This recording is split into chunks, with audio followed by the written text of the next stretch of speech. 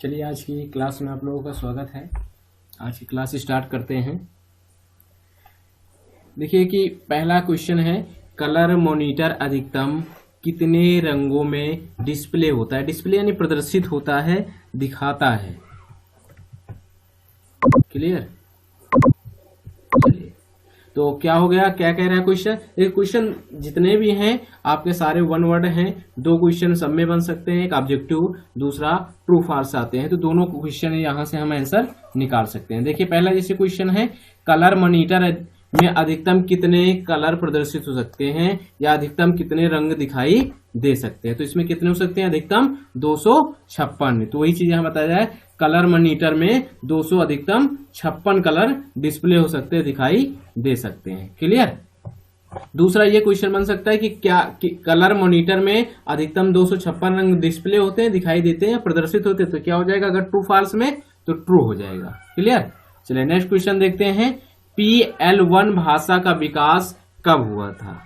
PL1 भाषा का विकास कब हुआ था। तो कब हुआ था PL1 भाषा का विकास, तृतीय पीढ़ी के कंप्यूटर में। कब हुआ था, यानी थर्ड जनरेशन में। आप लोगों ने जनरेशन पढ़ा होगा तो वहां पे ये सारी चीजें हैं, यानी कि जनरेशन को डिवाइड किया गया 5 भागों में, first, second, third, fourth, fifth.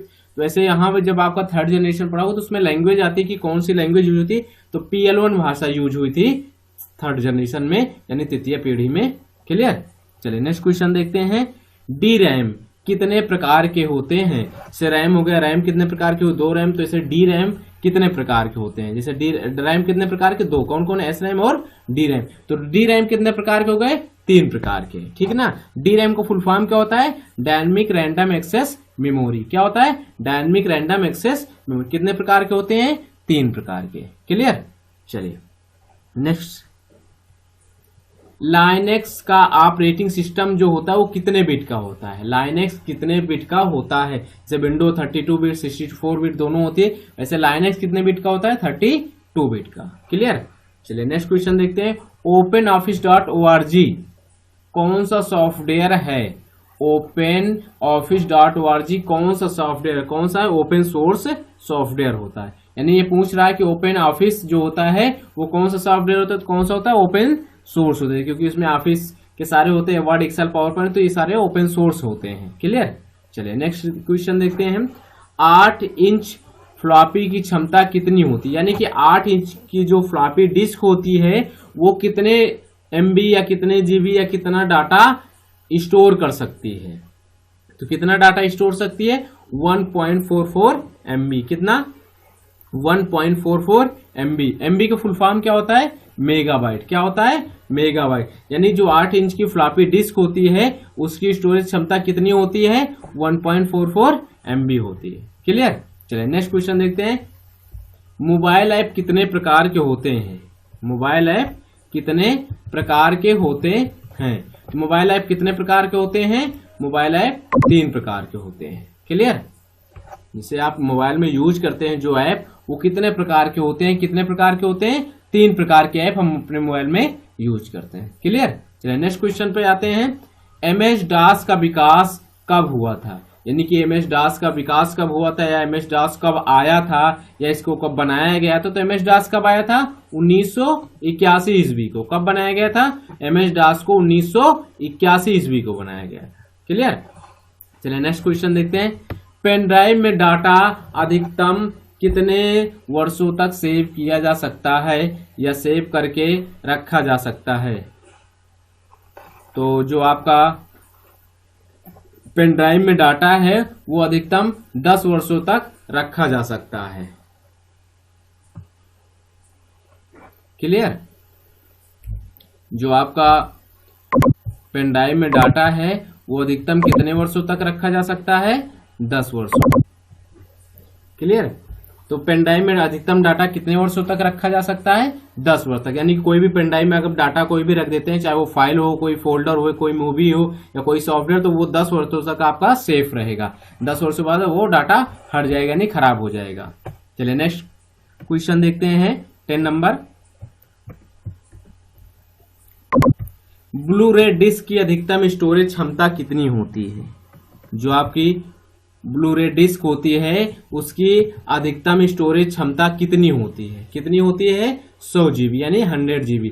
अब जीबी का फुल फॉर्म क्या होता है? Giga byte. जीबी का फुल फॉर्म क्या होता है? Giga byte. तो जो आपको ब्लू रे डिस्क होती है उसमें अधिकतम हम 100 GB डाटा स्टोरेज कर सकते हैं। अगर इसकी जीबी का फुल फॉर्म पूछता है, जीबी का फुल फॉर्म कितना होता है? Giga byte. क्लियर? चलिए नेक्स्ट क्वेश्चन देखते हैं।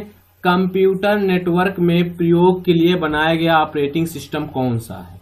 यानी कंप्यूटर नेटवर्क में प्रयोग के लिए बनाया गया कौन सा ऑपरेटिंग सिस्टम है? कंप्यूटर नेटवर्क में कौन सा ऑपरेटिंग सिस्टम प्रयोग होता है? तो कौन सा प्रयोग होता है? Microsoft Windows NT. कौन सा? Microsoft Windows NT. क्लियर? यानी कंप्यूटर नेटवर्क में माइक्रोसॉफ्ट विंडोज एनटी प्रयोग किया जाता है। चलिए एस रैम कितने प्रकार के होते हैं? नंबर 12 क्वेश्चन देखते हैं। एस रैम कितने प्रकार के होते हैं? एस रैम 4 प्रकार के होते हैं। कितने प्रकार के होते हैं? 4 प्रकार के होते हैं। क्लियर? एस रैम 4 प्रकार के होते हैं। नेक्स्ट क्वेश्चन देखते हैं। ऑप्टिकल डिस्क का उदाहरण कौन सा? यानी फ्लॉपी डिस्क क्या होता है? ऑप्टिकल डिस्क का एक उदाहरण होता है। अगर आपसे पूछ लिया ऑप्टिकल डिस्क कौन कौन से होते हैं, तो फ्लॉपी डिस्क क्या होता है? आपका ऑप्टिकल डिस्क होता है। क्लियर? चलिए नेक्स्ट क्वेश्चन देखते हैं। ऑप्टिकल डिस्क में सीडी और डीवीडी भी आता है। क्लियर? आपको अगर पूछ ले कि अगर क्वेश्चन ऑब्जेक्टिव दे दिया जाए तो उसमें अगर आपका या तो फ्लॉपी डिस्क दिया रहेगा तो सीडी डीवीडी से हार्ड डिस्क दे दिया गया, पेन ड्राइव दे दिया गया और फ्लॉपी डिस्क दे दिया गया और आपका एक कोई रजिस्टर दे दिया, कौन सा हो जाएगा? वो फिर फ्लॉपी डिस्क में हो जाएगा। क्लियर? चलिए नेक्स्ट क्वेश्चन देखते हैं। कौन सा सॉफ्टवेयर निम्न स्तरीय भाषा को मशीनरी भाषा में परिवर्तित करता है? यानी कौन सा वो सॉफ्टवेयर है जो लो लेवल लैंग्वेज को, अगर हम बात करते हैं तो लो लेवल लैंग्वेज को मशीनरी लेवल लैंग्वेज में परिवर्तित करता है? कौन सा? असेंबलर है। असेंबलर क्या होता है? देखिए असेंबलर एक प्रकार का ट्रांसलेटर होता है जो क्या करता है, या लो लेवल लैंग्वेज को मशीन लेवल लैंग्वेज में चेंज करता है। क्लियर? यह एक प्रकार का ट्रांसलेटर होता है जो कि निम्न स्तरीय को मशीनरी लेवल लैंग्वेज में चेंज करता है। क्लियर? चलिए नेक्स्ट देखते हैं। रजिस्टर अगर पूछता है कि कंप्यूटर की कौन सी मेमोरी सबसे तेज काम करती है, वो कंप्यूटर की कौन सी मेमोरी है जो सबसे तेज काम करती है? तो कौन सी है? रजिस्टर। कौन सी? रजिस्टर मेमोरी है जो कंप्यूटर में सबसे तेज काम करती है। क्लियर? चलिए नेक्स्ट क्वेश्चन देखते हैं। आकार की दृष्टि से सबसे बड़ी मेमोरी कौन सी होती है? अगर हम साइज की भी बात करते हैं कि वो कौन सी मेमोरी है जो साइज में सबसे बड़ी होती है, तो कौन सी है? Secondary memory. क्योंकि सेकेंडरी मेमोरी में हार्ड डिस्क भी आता है, आपका जो इंटरनल आता है वो भी आता है, जिसमें हम परमानेंट, देखिए मेमोरी, अब पहले ये समझ लेते हैं कि मेमोरी क्या होती है। जिसमें हम डाटा स्टोर करते हैं वो मेमोरी होती है। अब मेमोरी कितने प्रकार की होती है? 2 प्रकार की, प्राइमरी और सेकेंडरी। जिसमें डाटा अस्थायी रूप से सेव होता है वो प्राइमरी मेमोरी होती है, और जिसमें परमानेंटली हम डाटा सेव करते हैं वो सेकेंडरी मेमोरी होती है। अब प्राइमरी में तो आपका रैम रोम आ गया, अगर हम सेकेंडरी की बात करते हैं तो उसमें फ्लैश हो गया, आपका हार्ड डिस्क हो गया, आपका फ्लॉपी डिस्क। तो जो अब यहाँ बात कर रहे हैं आकार की, तो आकार में जो सबसे बड़ी मेमोरी होती है वो कौन सी होती है? आपकी सेकेंडरी होती है। क्लियर? चलिए नेक्स्ट क्वेश्चन देखते हैं। माइक्रोसॉफ्ट विंडोज का पहला संस्करण कौन सा है? माइक्रोसॉफ्ट विंडोज का पहला संस्करण कौन सा है? 3.0 है। कौन सा है? 3.0। नेक्स्ट क्वेश्चन देखते हैं। कौन सी मेमोरी को एक्सेस करने में सबसे कम समय लगता है? यानी वो कौन सी मेमोरी है जिसको हम एक्सेस कम समय में कर सकते हैं, सबसे कम समय में हो जाती है? तो कौन सी है? रजिस्टर मेमोरी को हम सबसे कम समय में एक्सेस कर सकते हैं, इसका यूज कर सकते हैं। क्लियर? चलिए नेक्स्ट क्वेश्चन देखते हैं। यूनिक्स ऑपरेटिंग सिस्टम सॉफ्टवेयर का विकास कब हुआ था? यानी यूनिक्स जो है आपका, यूनिक्स ऑपरेटिंग सिस्टम सॉफ्टवेयर का विकास कब हुआ था? 1971 यानी 1971 ईस्वी में यूनिक्स ऑपरेटिंग सिस्टम का विकास हुआ था। क्लियर? चलिए नेक्स्ट क्वेश्चन देखते हैं। बायोस का पूरा नाम क्या है? बायोस का फुल फॉर्म क्या होता है? Basic input output system. क्या होता है? Basic input output system. Clear? चलिए नेक्स्ट क्वेश्चन देखते हैं। रैम कितने प्रकार के होते हैं? रैम का पहले फुल फॉर्म क्या होता है? Random access memory. और रैम कौन सी मेमोरी होती है? अभी हमने आपको पहले बताया था, कौन सी होती है? Primary memory. RAM primary memory होती है, इसका फुल फॉर्म क्या होता है? Random access memory. और रैम कितने प्रकार के होते हैं? 2 प्रकार। कौन कौन से? एस रैम और डी रैम। अभी ऊपर इसको डिस्क्राइब हमने किया था। रैम कितने प्रकार के होते हैं? 2 प्रकार। कौन से? एस रैम और डी रैम। क्लियर? चलिए बिट स्टैंड फॉर, यानी बिट का फुल फॉर्म क्या होता है? BIT। बिट का फुल फॉर्म क्या होता है? Binary digit. क्या होता है? Binary digit. क्लियर? चलिए नेक्स्ट क्वेश्चन देखते हैं। देखिए नेक्स्ट क्वेश्चन जो है वो ट्रू और फॉल्स में है। किसी सिस्टम में 2 माउस लगा सकते हैं या नहीं?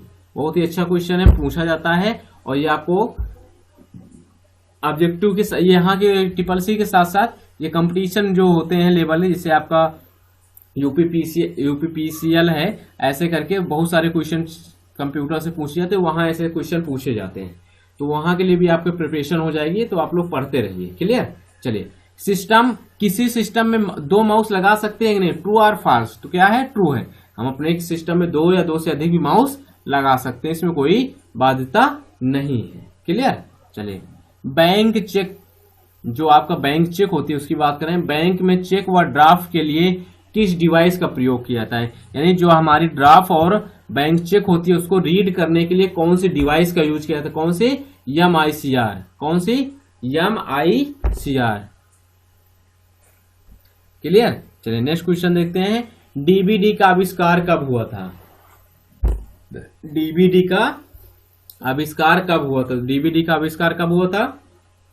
1995 में। क्लियर? डीवीडी का विकास कब हुआ था, यानी डीवीडी कब बनाए गए थे? तो डीवीडी कब बनाया गया था? 1995। क्लियर? चलिए तो डीवीडी का फुल फॉर्म क्या होता है? Digital video disc. Digital video disc या तो डिजिटल वर्सटाइल डिस्क होता है। ऊपर भी एक फुल फॉर्म है MICR। MICR का फुल फॉर्म क्या होता है? Magnetic ink character reader. क्या होता है? मैग्नेटिक इंक कैरेक्टर रीडर होता है या तो रिकॉग्नाइजर, दोनों को होते हैं। और अधिकतर आपका रिकॉग्नाइजर ही देखने को मिलता है। क्लियर? चलिए आज की क्लास यहीं खत्म की जाती है। आपको वीडियो कैसे लगी आप कमेंट करके जरूर बताइएगा।